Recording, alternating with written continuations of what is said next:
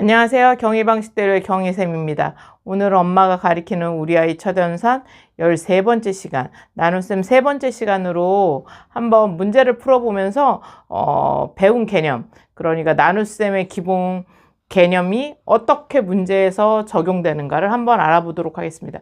어떻게 보면 가장 난이도 있는 문제인지는 잘 모르겠는데 하여튼간 좀 어려워하는 문제들 2문제를 가져왔어요.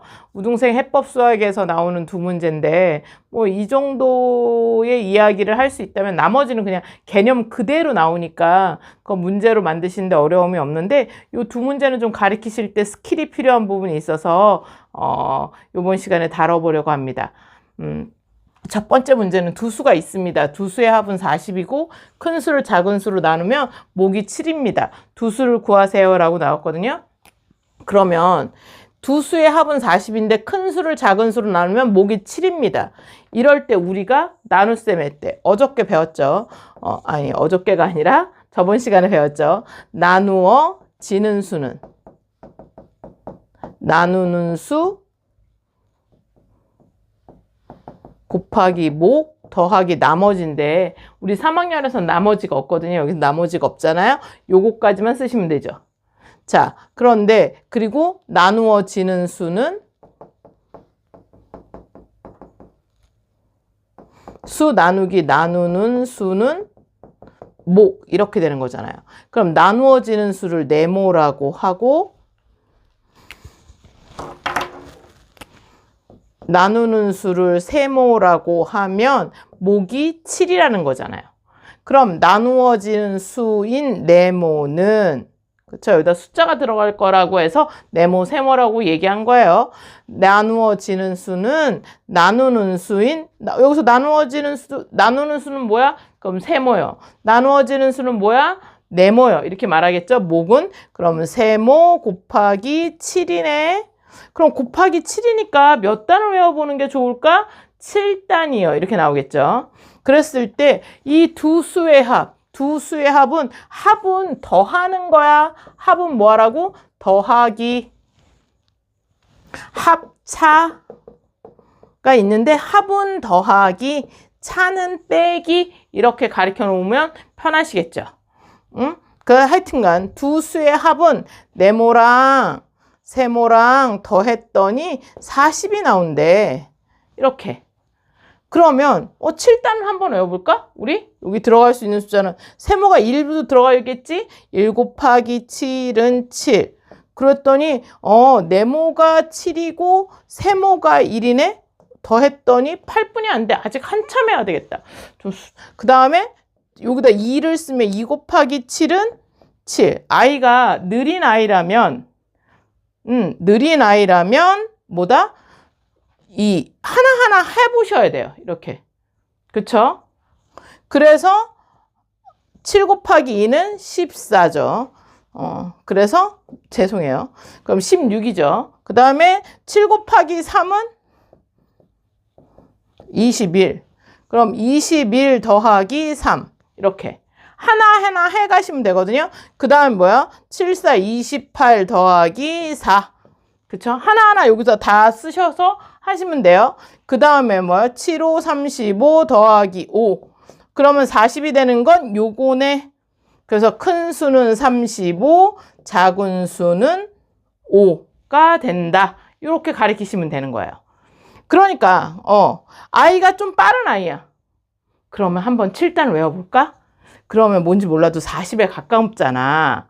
그러면 7은 7, 7이 14, 14하고 2 아직 멀었네. 7, 3, 22, 21과 이거 좀 그래. 그러면 조금만 숫자를 크게 할까? 7, 4, 28, 7, 5, 35, 7, 6에 42 이렇게 숫자 42는 넘어가니까 6은 안 되겠다. 그치? 이렇게 하시면서 그 숫자를 특정하시는 방법을 연습해 보시면 되겠죠. 요 비슷한 패턴을 좀 연습해 보면 되거든요. 그러니까 요 2개의 개념이 있어야 이 문제는 풀 수 있다는 거야.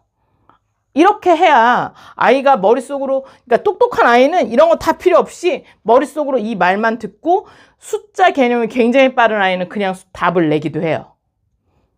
그런데 그 어느 순간 그 머릿속으로 그냥 전자동으로 계산되던 게 멈추는 그 순간이 오거든요.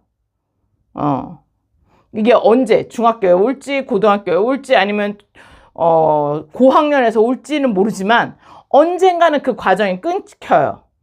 그때를 대비해서 아니면 너무 빨리 오거나 아예 오지 않을 수도 있어요. 아예 못할 수도 있거든요. 근데 그런 거 다 상관없이 미리 이 툴을 두면, 이 도구를 아이 손에 쥐어주면 아이가 언제든지 써먹을 수 있다는 거죠. 그리고 도구는 쓰면 쓸수록 자연스럽게 써요. 그리고 그것이 어렵지 않다라고 느껴요. 아예 이 문제를 먼저 가르치시기 전에 이 개념을 굉장히 많이 하고 이 문제를 가르친다면 이 문제는 그렇게 어려운 문제가 아닐 수도 있는 거죠. 그쵸? 근데 두 수를 이렇게 상상해서 찝어내는 것. 사실적으로 중고등 과정에서도 고등 과정에서 특히나 많이 쓸 수 있는 개념이에요. 이렇게 특정해서 들어가는 것. 이런 개념, 식화하는 작업, 이런 것들의 기본이 되는 문제니까 합차 개념이라든가 아니면 뭐 나눈다 이 식으로 만드는 과정, 이런 것들이 식으로 쓰는 과정, 이 과정이 굉장히 중요한 문제라고 생각해요.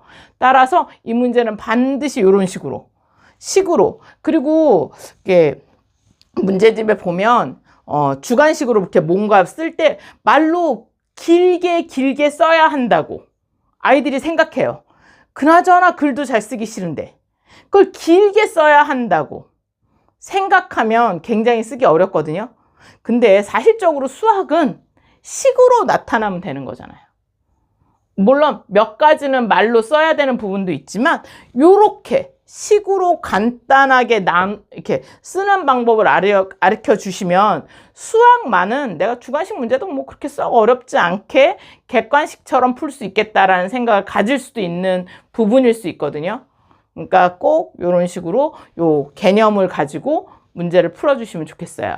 예, 그럼 다음 문제 가볼게요. 자, 다람쥐 2마리가 하루에 도토리 2개를 먹습니다. 모든 다람쥐가 매일 똑같은 수의 도토리를 먹을 때 다람쥐 7마리는 42개의 도토리를 먹는데 며칠이 걸릴까요? 이렇게 문제가 나왔어요. 이 문제는 잘 끊어주시는 게 중요해요. 아이들 가르치실 때요. 맨 처음에 2마리가 나왔잖아요. 아이들은 글자를 안 읽는 아이들은 특히 2마리 4개. 문제를 잘못 썼어요. 4개를 먹습니다. 2마리가 도토리 4개를 먹어요. 그러면 한 마리에는 몇 개 먹어? 이거는 너무 잘해요. 4 나누기 2에서 2개. 도토리를 다람쥐 한 마리는 도토리 2개를 하루에 먹어요. 여기까지는 아이들이 잘해요. 근데 문제는 이제 그 다음에서부터 이제 렉이 걸리는 거죠. 갑자기 다람쥐 7마리가 등장해요. 그리고 42개를 먹어요. 그럼 이제부터 혼란에 빠지는 거죠. 또 다람쥐가 7마리, 2마리였는데 분명히 왜 다시 7마리가 됐지? 전혀 이해할 수가 없어요. 그래서 마구 헤매서 말도 안 되는 숫자를 막 써놔요. 근데 이제 이런 어려운 문제들은 문제가 끊어져 있거든요. 하루에 도토리를 몇 개 먹어요? 뭐 어떻게 해요? 이렇게 해서 문제가 단계별로 나오는데 혼자서 그 단계를 기억해내는 게 중요하거든요. 그럴 땐 너가 어떻게 읽어야 되느냐? 이렇게 생각할 때 사실 여기서 한번 끊어서 여기서 하루에 2개를 먹어요 됐죠? 그 다음에 모든 다람쥐가 매일 똑같은 수의 도토리를 먹을 때, 그러니까 모든 다람쥐는 하루에 도토리를 몇 개 먹어요? 2개 먹어요. 그러면 이제 42개의 도토리를 7마리가 먹으니까 나눠 먹나 보다. 그러면 42 나누기 2를 할지 42 나누기 7을 할지 이거 굉장히 어렵거든요. 아이한테. 그쵸? 숫자가 2개가 등장했잖아요. 하나씩만 나와야지 딱 나눠서 이렇게 무조건 나누기, 여기는 나누기 부분이니까 나누기로 다 푼다 이렇게 돼 있는데 숫자가 너무 선택 여지가 많아졌어. 그러면 아이한테 요건 잊어먹어. 요 밑에만 먼저 봐. 다람쥐 7마리가 42개의 도토리를 나누어 먹네. 똑같이 나누어 먹는 거야. 그럼 똑같이 나누어 먹는 건 나누기였지. 그럼 42개를 몇 마리로 나눠? 몇 마리가 나눠 먹어? 7마리가. 그러면 7단 외워서 7, 6에 42. 6개씩 먹네. 여기서 스킬이 들어갑니다. 뭐 그게 스킬이야 라고 하실 수 있겠지만 아이들이 그 다음에 그럼 6개 먹어. 그럼 며칠 걸릴까 하면 아이들이 또 물음표가 마구 생성하는 아이들이 많이 있거든요. 이럴 때 어떻게 할 것인가? 여기서 하면 분명히 헷갈려요. 뭐 어쩌라고. 난 다 풀었는데 그냥 6개가 답이야. 6, 1 이렇게 쓰는 아이도 있어요. 내가 뭐 했는지 모르거든요. 근데 42개의 도토리 7마리가 남은 6개가 됐는데 그럼 각자 여기서 이제 어머니의 스킬이 들어가시는 거예요. 6개의 다람쥐를 가지고 7마리가 각자 집으로 가는 거야. 뭐라고요? 각자 집으로 헤어져야 된다고 여기서 이야기를 넣어주셔야 돼요. 그럼 갑자기 아이가 이해가요. 아, 6개를 가지고 각자 집으로 가요. 각자 7마리가 각자 갔어요. 그럼 여기 6개가 있잖아요. 이 6개를 가지고 이 다람쥐는 며칠 먹을 수 있지? 라고 하면 아이가 금방 알아요. 뭐라고? 아, 42개의 도토리를 7마리가 나눠 먹어? 그리고 6개가 나왔어. 그럼 6개를 가지고 집으로 돌아가야 돼. 각자 집으로 가. 같이 모여 있는 게 아니야.